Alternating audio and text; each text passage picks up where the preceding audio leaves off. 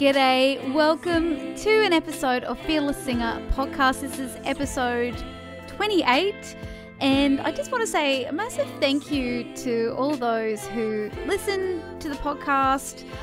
Honestly, I'm so stoked that this is a project that has lasted this long. Most of my creative ideas tend to have a short shelf life. And I think that's just part of creativity that happens. And I'm just excited that this has been one of those consistent things. And I just have to say, I just really enjoy this. I love this medium. It's a legitimate way of talking to yourself. And it's a massive bonus that people listen. And I just want to say thank you for tuning in and always commenting and messaging me. I really love hearing from you. And thank you for sharing this episode, or these episodes, I should say, with people that you know will benefit. So, yeah. Did I say thank you? Thank you. Thank you very much. This episode's going to be special to me. I absolutely have always been obsessed with Tina Turner, and just recently, over the last few weeks, have been really diving a bit deeper into her music and her life since her passing. And she really was a walking saint, and there was so much that we can learn from her life and the way that she did life, which she did so beautifully. And this episode, I'm going to delve into that, what we can learn from our beautiful Saint Tina. And it's not going to be like a biography. If you want something more biographical, please watch Tina on Stan. It is amazing. It's a brilliant documentary, some brilliant footage of her, particularly in the younger years with, Ike and Tina, and then later as well. And she really was, she was so wise. She was almost prophetic in a lot of ways. And I just want to go through and the different points, the different things that I've drawn just over the last few weeks of how what we can learn from her and her amazing, not just her prolific output as an artist, but just again how she was, how she went through her life and what she did to soar to the great heights that she did. And let's just start at the point of that at the age of 41, she completely changed her life around. At 41, she started life again with absolutely nothing. But you could argue that she didn't have really anything anyhow. She was born into poverty. She was born on a cotton farm. And at a young age, she experienced neglect. Her mother ran away and left her.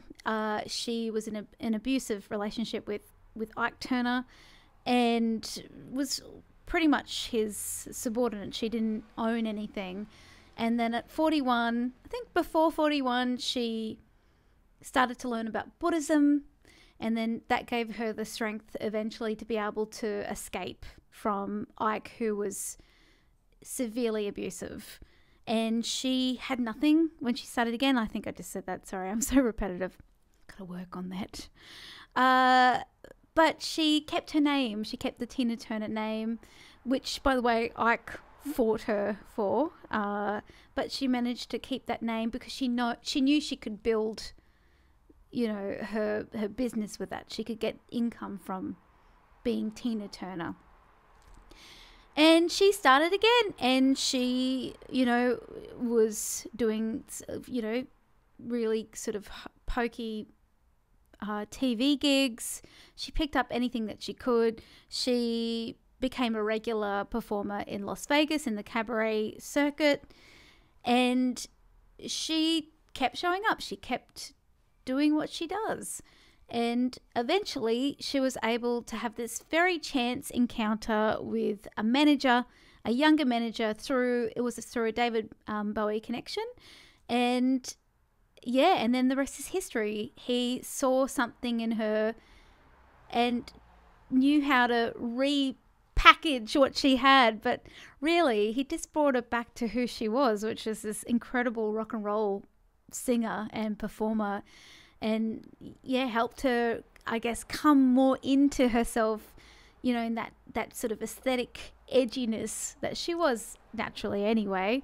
And she then went to the top. She, from 41 to 50, at 50 years old, she was packing out stadium concerts, doing 250 concert tours all around the world, had the energy of one of those, what is it, the Duracell or the Energizer bunny, her younger band members would beg her to, like, please, Tina, slow down. But she naturally just had all this energy. She just kept going, kept playing. She was energized by what she did, by her mission, her vision, her service, which was to perform. And she really was that. It was never like it. If you watch all of her interviews, she did what she did because it was something that was inside of her. It was a gift that had been planted inside of her, and that's just what she did. Like a fish swims. Tina Turner sang and performed and danced like an absolute demon. And she was driven by that, by this idea of service. It was never self-seeking.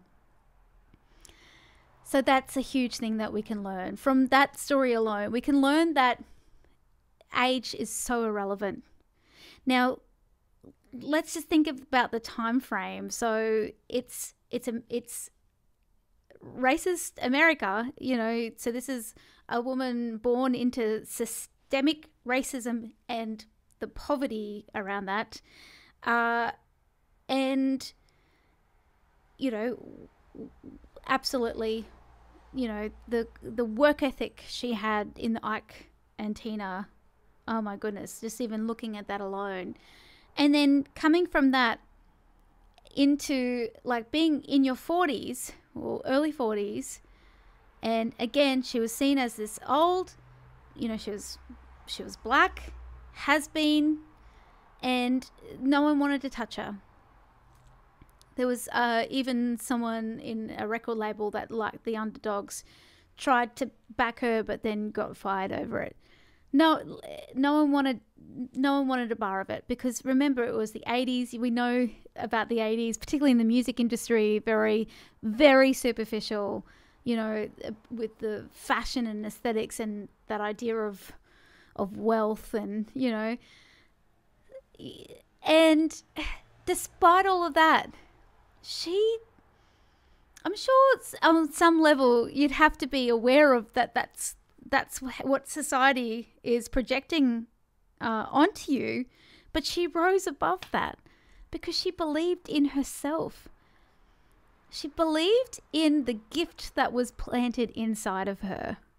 And she just kept going. She just kept showing up.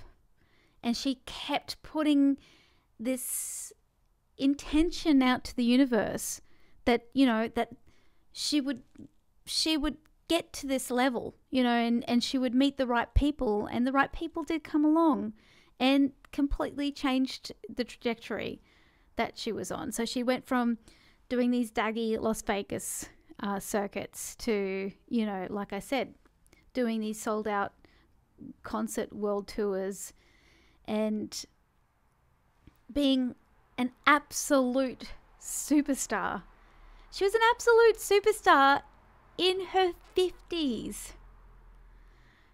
So age is irrelevant. Age is irrelevant. That's the greater message of that. So if you're sitting here listening to this going, yeah, I'd love that. That sounds all great, but that's Tina Turner. Just borrow her confidence. Hack that mindset. She had projections coming from all angles of society, but she still rose above it because she knew who she was. And you think I'm just saying she knows who she is, like, in that kind of very, on that human level. She knew who she was on a spiritual level. She knew she was source. She was source in human form because she was doing all that study into Buddhism and the metaphysical. So she knew that she was a spirit having a human experience. She knew that she could change the trajectory because she knew that she could create her own destiny. So that's another angle as well. She also knew her uniqueness. So if you watch interviews that she did, people would, oh my goodness. Just watching some of those interviews, some of the questions that people could get away with back then, it's still pretty bad, but back then, so sexist, so racist, so, classist, just gross. I think someone asked her whether she was beautiful. And she said, actually, I'm attractive. I'm very attractive. I know that I'm attractive. I know how to be attractive. And she said, I know that I can talk to anybody. Doesn't matter their color. It doesn't matter their power status. I know that I can hold my own. And I can be attractive. And I can win people over. So that's another thing that we can learn from her. The other thing is, and I've touched on this, but I just want to repeat it again, this idea of showing up. Just showing up, and then also discerning. So look, she was an absolute enigma when it comes to the energy that she had, because you see her on stage, she was just phenomenally wild in a beautiful performative, the way she danced, the energy was just electric. So the amount of energy that she has is probably beyond the average schmo, what we're all, but then, who knows? That's, we can't quantify that, but she did seem to have a lot of energy. So look, I'm not about proposing that we burn ourselves out and just do all these gigs and concerts but what I'm proposing is that fact is she just kept showing up. She kept showing up. And look, there might be, on one hand, she had to, because that's how she made her living. But goodness me, she could have quit and done something completely different.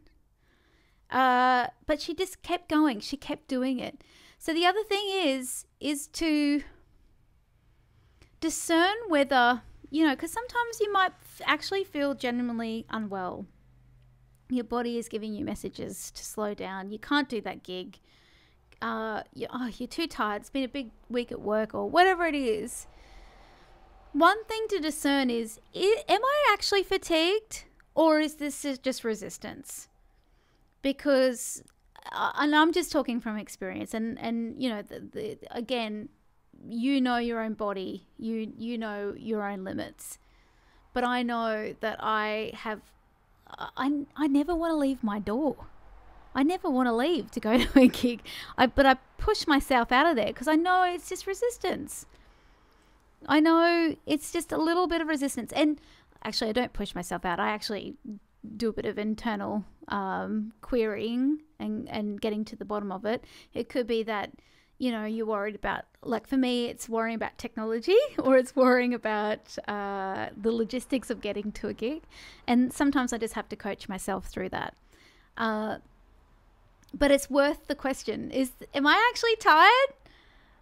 Am I actually feeling under par, or is this just, there's something, like I don't think I'm good enough, or, I don't feel like I'm prepared enough. You ask yourself those questions and then coach yourself through that.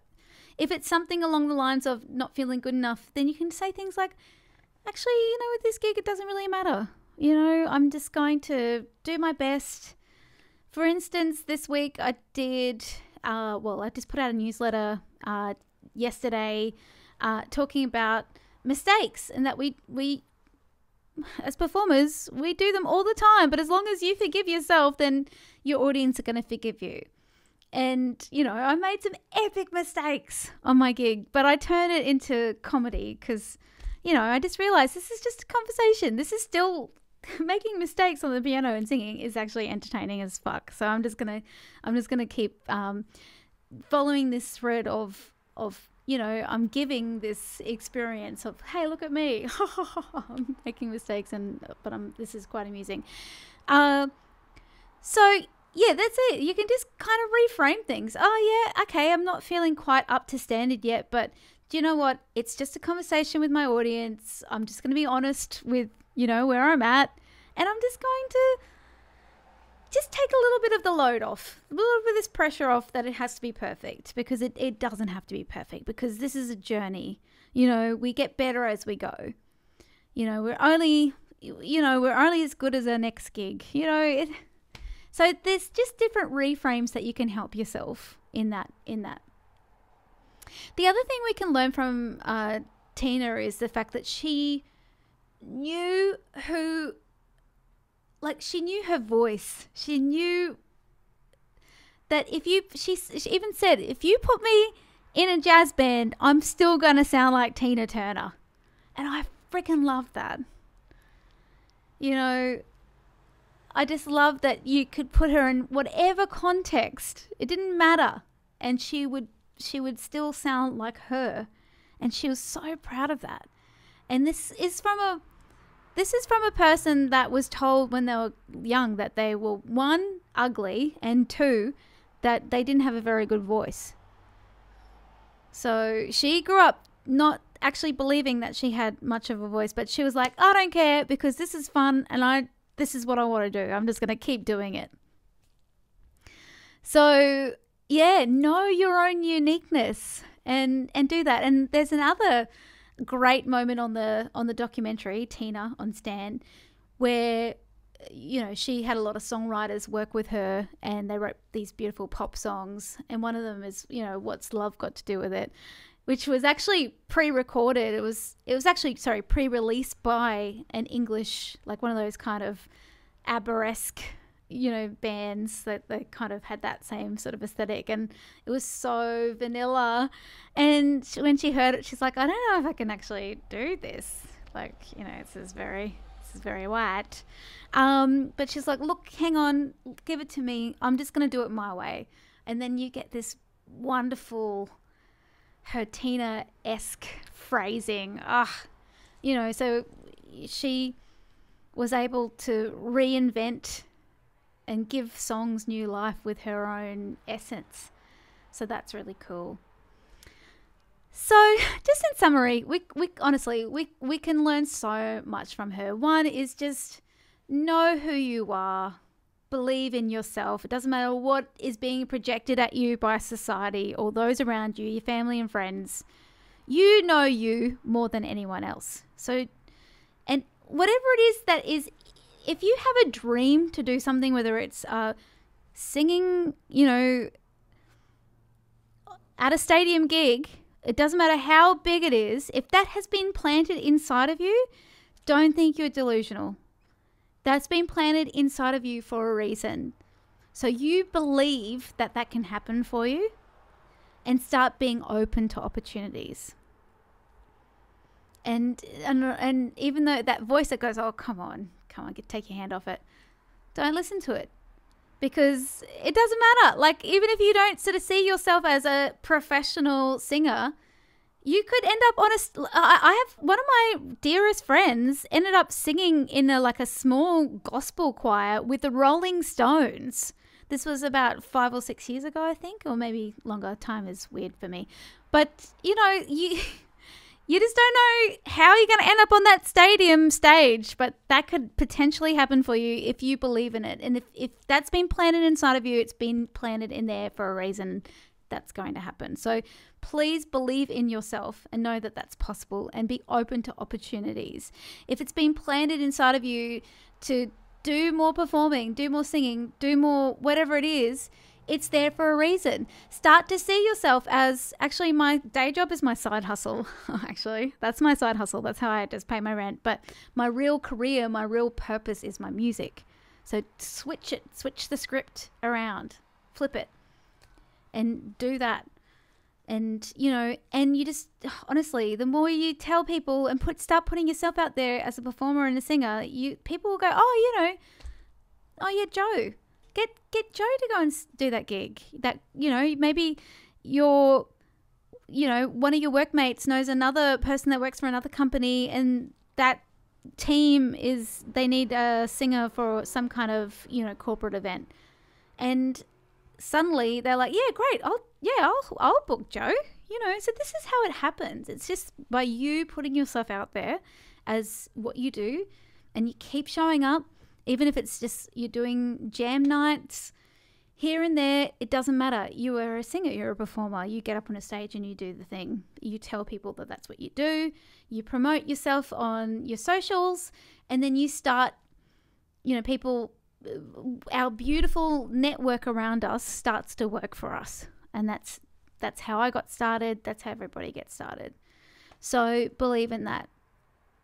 If you're sitting here and going, I'm too old, you tell your inner critic, it's such an illusion.